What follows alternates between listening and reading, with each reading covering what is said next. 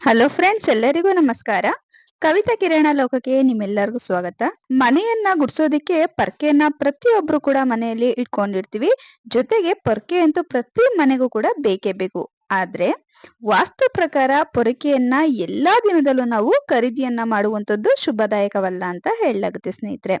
2 ದಿನದಲ್ಲಿ ಅಂದ್ರೆ ವಾರದ 2 ದಿನದಲ್ಲಿ ಮಾತ್ರ ಪೊರಕೆಯನ್ನ ಮನೆಗೆ ತರಲೇಬಾರದು. ಇದ್ರಿಂದ ನಮ್ಗೆ ಆರ್ಥಿಕ ನಷ್ಟ ಉಂಟಾಗುತ್ತೆ, ಮನೆಯಲ್ಲಿ ಅಶುಭ ಕಾರ್ಯಗಳು ಜರುಗುತ್ತೆ ಅಂತಲೂ ಕೂಡ ಹೇಳ್ತಾರೆ. ಜೊತೆಗೆ ಮನೆಯಲ್ಲಿ ಎಷ್ಟೇ ದುಡಿದ್ರು ಕೂಡ ಒಂದೇ ₹1 ಕೈ ಸೇರಲ್ಲ ಅಂತ ಹೇಳ್ತಿರ್ತಾರೆ. ಆದ್ರಿಂದ ಪೊರಕೆಯನ್ನ ನಾವು ಮನೆಗೆ ತರ್ಬೇಕಾದ್ರೆ ದಿನಗಳನ್ನ ನೋಡಿ ತರುವಂತದ್ದು ಬಹಳಷ್ಟು ಮುಖ್ಯ ಆಗುತ್ತೆ.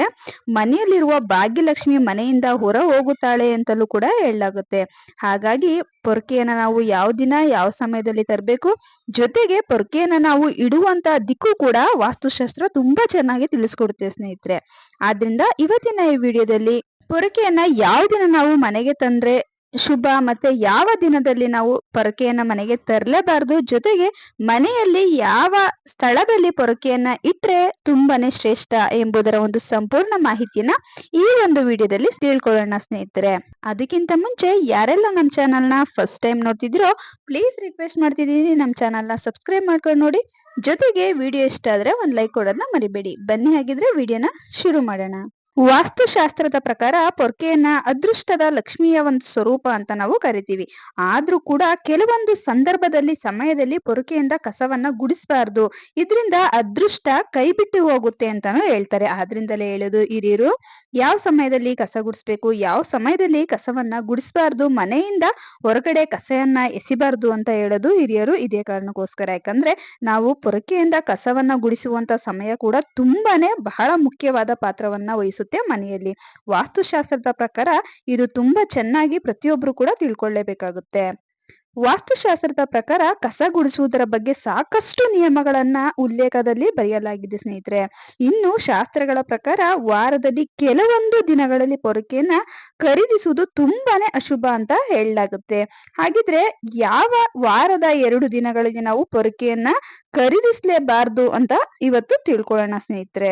ವಾಸ್ತುಶಾಸ್ತ್ರದ ಪ್ರಕಾರ ವಾರದಲ್ಲಿ ಸೋಮವಾರದಂದು ಪೊರಕೆಯನ್ನ ಯಾವತ್ತೂ ಕೂಡ ಖರೀದಿಸಬಾರ್ದು. ಇದರಿಂದಾಗಿ ನಮ್ಮ ಮನೆಯಲ್ಲಿರುವಂತ ಧನಾಗಮನ ವಿಚಾರದಲ್ಲಿ ಸಾಕಷ್ಟು ಅಡೆತಡೆಗಳು ಉಂಟಾಗುತ್ತೆ. ಅಂದ್ರೆ ಹಣಕಾಸಿನ ವಿಚಾರದಲ್ಲಿ ನಷ್ಟ ಆಗುವ ಸಾಧ್ಯತೆ ಹೆಚ್ಚಾಗಿರುತ್ತೆ. ತಪ್ಪಿಯೂ ಕೂಡ ಸೋಮವಾರದ ದಿನದಂದು ಪೊರಕೆಯನ್ನ ನಾವು ಮನೆಗೆ ತರಬಾರ್ದು. ಈ ರೀತಿ ಮಾಡಿದರೆ ನಮ್ಮ ಮೇಲೆ ನೆಗೆಟಿವ್ ಎನರ್ಜಿ ಅನ್ನೋದು ಹೆಚ್ಚಾಗ್ತಾ ಹೋಗುತ್ತೆ. ಸೋಮವಾರದ ದಿನ ಮನೆಗೆ ನಾವು ಪೊರಕೆಯನ್ನ ಖರೀದಿಸೋದ್ರಿಂದ ಧನಾಗಮನದ ಮೇಲೆ ಹೆಚ್ಚಾಗಿ ನಷ್ಟ ಆಗುವುದರ ಜೊತೆಗೆ ಮನೆಯಲ್ಲಿ ನಮ್ಗೆ ನೆಗೆಟಿವ್ ಎನರ್ಜಿ ಅನ್ನೋದು ಕೂಡ ಹೆಚ್ಚಾಗ್ತದೆ. ಮನೆಯಲ್ಲಿ ನೆಗೆಟಿವ್ ಎನರ್ಜಿ ಹೆಚ್ಚಾದ್ರೆ ಮನೆಯಲ್ಲಿ ಸುಮ್ಮನೆ ವಿನಾಕಾರಣ ಜಗಳಾಡುವಂಥದ್ದು, ಮತ್ತೆ ಹಣಕಾಸಿನಲ್ಲಿ ನಮ್ಗೆ ಹಾನಿ ಆಗುವಂಥದ್ದು, ಕಿರಿಕಿರಿ, ಮಾನಸಿಕವಾಗಿ ನಮ್ಗೆ ಶಾಂತಿ ಇಲ್ದರೆ ಹೋಗಿರೋದು, ಈ ರೀತಿ ಎಲ್ಲ ತುಂಬಾನೇ ಖರ್ಚು ವೆಚ್ಚಗಳು, ನಮ್ಗೆ ಸಾಲದ ಮೇಲೆ ಸಾಲ ಬರುವಂತದ್ದು, ಎಷ್ಟೇ ದುಡಿದ್ರು ಕೂಡ ಒಂದೇ ₹1 ಕೈಯಲ್ಲಿ ನಿಲ್ದೆ ಹೋಗಿರೋದು, ಇಂಥದ್ದೆಲ್ಲ ಪ್ರಾಬ್ಲಮ್ ನಮ್ಗೆ ಆಗ್ತಾ ಇರುತ್ತೆ. ಈ ರೀತಿ ಮಾಡಿದಾಗ ನಮ್ಮ ಮೇಲೆ ತುಂಬಾನೇ ನೆಗೆಟಿವ್ ಎನರ್ಜಿ ಅನ್ನೋದು ಬರುತ್ತೆ. ಆದ್ರಿಂದಲೇ ಹೇಳೋದು, ಸೋಮವಾರ ಯಾವುದೇ ಕಾರಣಕ್ಕೂ ಕೂಡ ಪೊರಕೆಯನ್ನ ಮನೆಗೆ ತರಬಾರ್ದು ಅಂತ.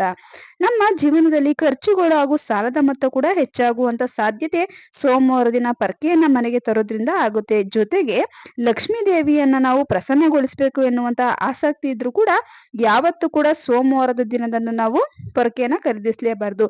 ನಾವು ಎಷ್ಟೊಂದು ಪೂಜೆ ಪುನಸ್ಕಾರ ವ್ರತಗಳನ್ನ ಮಾಡ್ತಿರ್ತೀವಿ ಲಕ್ಷ್ಮೀ ದೇವಿನ ಹೊಲಿಸ್ಕೊಳ್ಳೋದಕ್ಕೆ. ಆದ್ರೆ ನಾವು ಮಾಡುವಂತ ಇಂಥ ಸಣ್ಣ ಪುಟ್ಟ ಒಂದು ತಪ್ಪುಗಳಿಂದ ಲಕ್ಷ್ಮೀ ದೇವಿ ನಮ್ಗೆ ಯಾವತ್ತೂ ಕೂಡ ಒಲಿಯೋದಿಲ್ಲ ಅಂತ ಹೇಳ್ತಾರೆ. ಆದ್ರಿಂದ ಯಾವತ್ತೂ ಕೂಡ ಈ ದುಸ್ಸಾಹಸಕ್ಕೆ ಕೈ ಹಾಕ್ಬಾರ್ದು. ಸೋಮವಾರ ದಿನ ಪೊರಕೆಯನ್ನ ಖರೀದಿಸಬಾರ್ದು ಅಂತ ಹೇಳ್ತಾರೆ. ಇದರಿಂದಾಗಿ ನಾವು ಜೀವನದಲ್ಲಿ ಸಾಕಷ್ಟು ಸಮಸ್ಯೆಗಳನ್ನ ಎದುರಿಸಬೇಕಾಗುತ್ತೆ ಸ್ನೇಹಿತರೆ.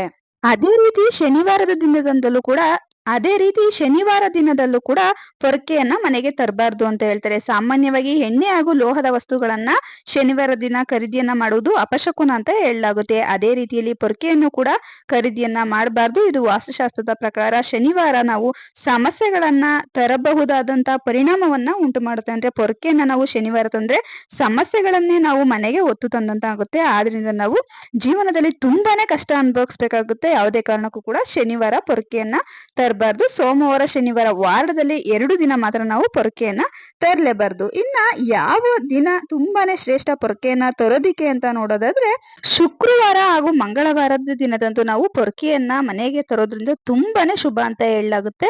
ಇದರಿಂದಾಗಿ ಲಕ್ಷ್ಮೀ ದೇವಿಯ ಒಂದು ಕೃಪೆ ನಮ್ಗೆ ಸಿಗುತ್ತೆ. ಜೀವನದಲ್ಲಿ ಪ್ರತಿಯೊಂದು ಕೂಡ ಯಶಸ್ಸು ಸಿಗುತ್ತೆ ಅಂತ ಹೇಳ್ತಾರೆ. ಜೊತೆಗೆ ಮನೆಯಲ್ಲಿ ಹಣಕಾಸಿನ ಸಮಸ್ಯೆ ಅನ್ನೋದು ಬೇಗನೆ ಕಡಿಮೆ ಆಗುತ್ತೆ.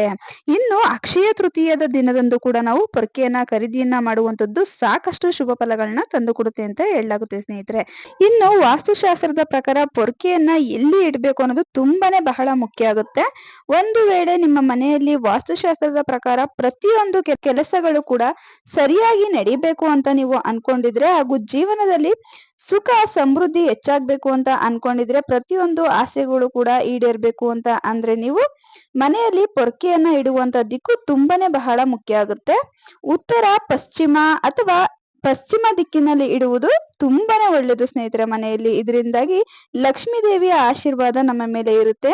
ನಿಮ್ಮ ಮನೆಯಲ್ಲಿ ಸಾಕಷ್ಟು ಸಕಾರಾತ್ಮಕ ಶಕ್ತಿಗಳು ಕೂಡ ಹೆಚ್ಚಾಗ್ತಾ ಹೋಗುತ್ತೆ ಹಾಗೂ ನಕಾರಾತ್ಮಕ ಶಕ್ತಿಗಳು ಮನೆಯಿಂದ ಹೊರ ಹೋಗುತ್ತವೆ. ನಾವು ಉತ್ತರ, ಪಶ್ಚಿಮ ಅಥವಾ ಪಶ್ಚಿಮ ದಿಕ್ಕಿನಲ್ಲಿ ನಾವು ಪೊರಕೆಯನ್ನ ಇಡೋದ್ರಿಂದ ಮನೆಯಲ್ಲಿ ಏನಾದ್ರು ನೆಗೆಟಿವ್ ಎನರ್ಜಿ ಇದ್ರೆ ಅದು ಆದಷ್ಟು ಬೇಗ ರಿಮೂವ್ ಆಗುತ್ತೆ.